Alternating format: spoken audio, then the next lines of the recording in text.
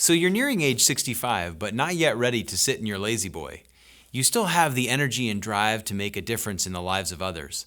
We'll talk about the steps you should be taking now on today's Money Minutes.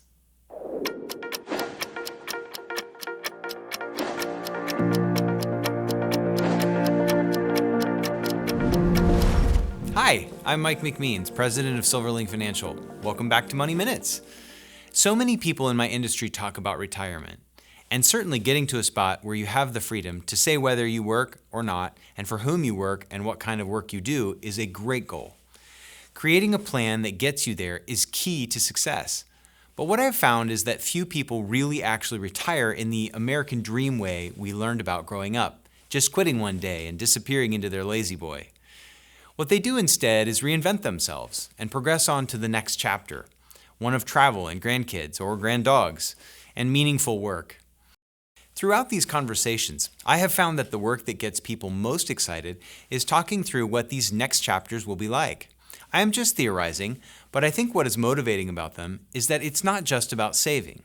And a quick caveat here, if all you do is save, you're doing the first chapter wrong. There is an art to living that cannot be ignored and needs funding. In other words, don't spend your whole life waiting. Build a happy life now. This doesn't mean you shouldn't be saving and investing and planning and budgeting, but balance is required. But back to the point. Start dreaming about how you would want your life to be in the next chapter. Ask yourself some key questions. Number one, would I want to do the same career I have chosen as my profession? If so, how could I do it in a more meaningful and fulfilling way? Number three, if not, how fast can I shift gears and get into something that fulfills me? And number four, how much would I need to save or make in order to launch what I really want to do? Most people go into their initial career not knowing exactly why they're doing it.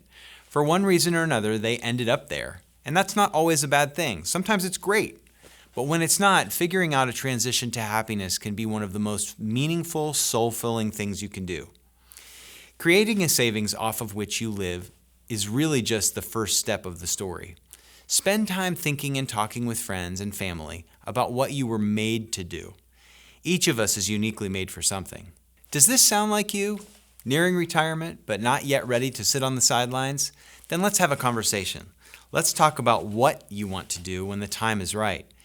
Because many of us sold ourselves on the idea of retirement at 65, and now you're there or nearing that point, you're just not ready to hang it up.